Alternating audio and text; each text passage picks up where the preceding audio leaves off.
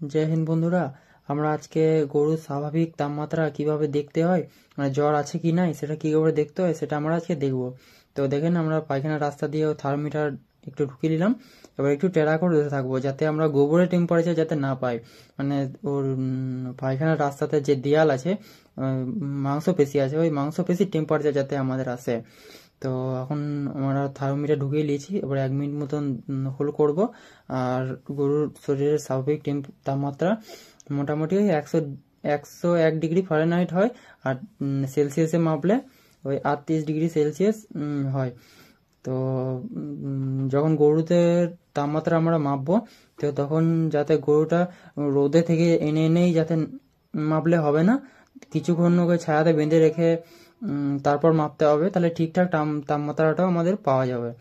আর যদি রোদে থেকে এনে এনেই মাপেন তাহলে অনেক বেশি দেখাবে নর্মালের থেকেও। অথচ দেখবেন আমার গরুর জ্বর নাই, তবুও আপনি দেখবেন কি 105, 4 এরকম দেখাবে। তো ওটা যখন আপনি কিছুক্ষণ ওয়েট করে তারপর মাপবেন না, তখন ওটা ঠিক টেম্পারেচারে চলে আসবে।